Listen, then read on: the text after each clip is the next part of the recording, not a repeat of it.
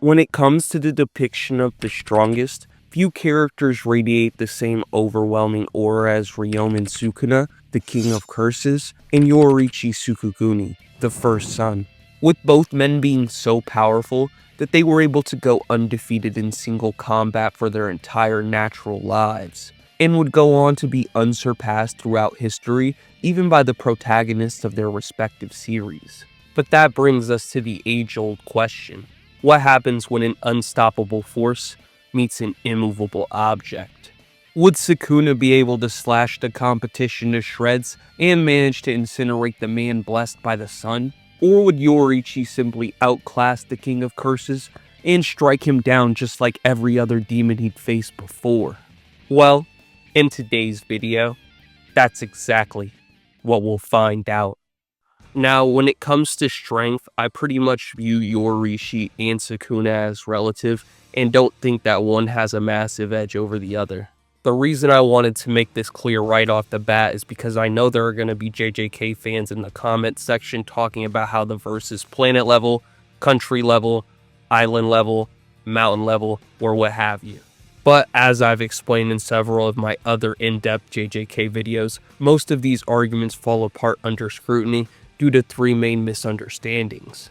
The first is taking statements out of context to place characters in unrealistic tiers like planet or country level. The second is assuming that characters scale to their domain expansions, even though someone like Dagon has a star in his. And finally, not realizing that attacks like Gojo's Hollow Purple or Sukuna's Divine Flame don't represent the potency of those attacks, but rather the destructive capacity. That said, a lot of you are probably wondering, if this guy doesn't believe in these metas, then how strong does he think Sukuna is then? Well, if I had to peg the verse in Sukuna anywhere, I honestly believe they cap at like multi-city block level max, since the best strength feat in the series is inarguably Panda tanking the main brunt of Mechamaru's ultimate cannon, which was calced to be able to output upwards of 28 tons of TNT. Meaning that even if he absorbed only a percentage of the blast power, Sukuna should at least scale to the majority of it due to how much stronger he is than Panda and Mechamaru. As for Yorichi and this strength scaling of Demon Slayer, unlike in series such as Naruto or Bleach, there aren't many over-the-top displays of raw destructive power. However, as I've already mentioned, attack potency isn't necessarily determined by how big of an explosion a character can create, but rather by how much energy they can generate in a single strike, which can easily be determined by calculating the speed at which a character moves and how much mass they're applying to an attack. As far as how fast Yorichi is, things are pretty straightforward. This is because we've seen that even Hashira level characters like Mitsuri are capable of evading lightning bolts while using love breathing. Yet characters who should possess far superior reaction times such as Muzan, the literal progenitor of demons, and Kokoshibo who could fight 3 Hashira at once, were both easily perception blitzed by Yorichi, thus making it clear that Yorichi while utilizing sun breathing is far faster than lightning. Now that we've established Yorichi's speed, calculating his attack potency becomes easy. The reason I say this is because we know his cannon weight is 206 pounds or around 93 kilograms. Meaning that if he were to be moving at the speed of an average lightning bolt while putting his entire body into a sword strike, which is common practice in Demon Slayer, then every single one of Yorichi's slashes would be packing 88 tons of TNT, also putting him in the multi-city block level tier of strength and making him slightly stronger than Sukuna. That said, Yorichi being stronger than Sukuna isn't as important as you think, since even though it assures that I'll be able to at least damage the King of Curses, it doesn't halt his offense at all, since Sukuna isn't necessarily reliant on physicality. For those who don't already know, Sukuna possesses what's called the Shrine Curse technique. And thanks to this curse technique, Sukuna is able to produce invisible slashes that go by the names of Cleave and Dismantle. Now, as much as I would love to sit here and explain the intricacies of Cleave and Dismantle to you guys, none of that is really important. What is important is the fact that these slashes have been shown to be able to damage the soul. We know this is the case because we see that Sukuna is able to slash through and injure Mahito, a being purely composed of the soul, with his body merely being a manipulated shape rather than an actual physical form. Meaning that Cleave and Dismantle can basically act as a form of Duranneg against physically superior opponents, which in this case would be Yorichi. And that's not even the full extent to what these slashes or Sukuna's curse technique can do. Since with his domain expansion sure hit effect, he can use Cleave and Dismantle to simultaneously tear everything within a 200-meter radius into dust, making the attack pretty much unavoidable without teleportation. And even if you were to somehow survive the domain sure hit effect, Sukuna would still be waiting for you with his finishing move Kamino, a flame arrow that causes a massive fire explosion capable of destroying a small portion of a town. Oh yeah, and then, cause why the fuck not, he also has a cursed tool called Kamitoge that literally lets him summon lightning. On top of all of his offensive capabilities not being halted by Yorichi's superior AP though, Sukuna having reverse curse technique basically makes the advantage null and void.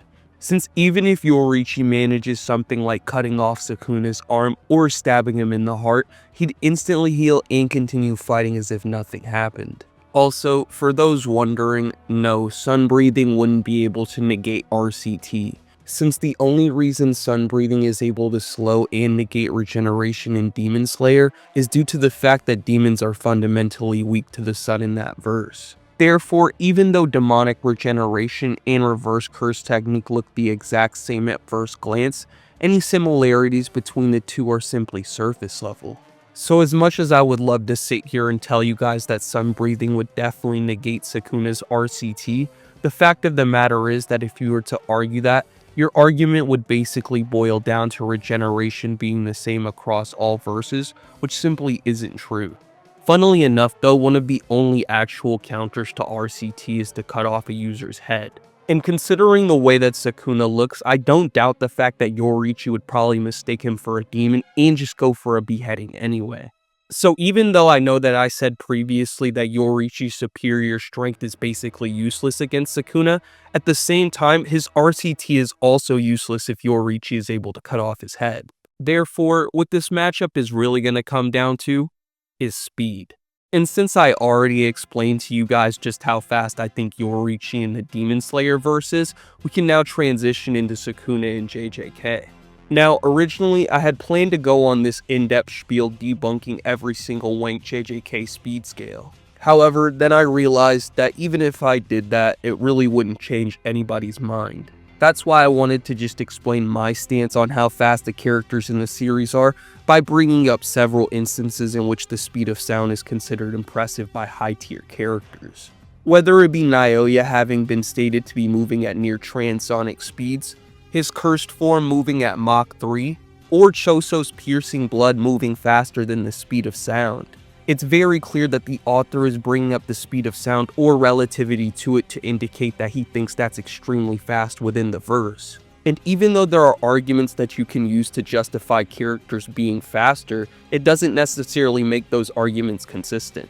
For example, there are still people to this day that believe Sukuna is faster than light due to being able to dodge Kashimo's radio waves, which are scientifically proven to be able to move at faster than light speeds. That said, even if you decide to take this stance, doesn't automatically mean that the mounds of evidence implying the contrary go away. Which is why instead of arguing against takes that I know are flawed, I would rather just point you guys in the direction of several statements that indicate JJK characters are closer to the speed of sound than not. With this ultimately being the reason that I think Sukuna at best slots in the supersonic tier in terms of overall speed. With that in mind, I think the outcome of this matchup becomes clear. Since if you've been following, not only do I think Yorichi is massively faster than Sukuna, but I think the only defense Sukuna has in RCT gets automatically negated by Yorichi's specialty, which is decapitation. Additionally, even if I were to concede to someone that Sukuna is faster than light, I would then argue that you would also have to apply that same generosity to Yorichi's speed scaling, which then opens the door to bringing up statements like Zenitsu moving faster than a flash of light while using God of Fire Thunder. And since Yorichi basically has Sharingan level precog via constantly viewing the transparent world, even if you think him and Sukuna are relative in speed, he'd still be the faster between the two. Therefore, without a doubt in my mind, Yorichi versus Sukuna is completely one-sided.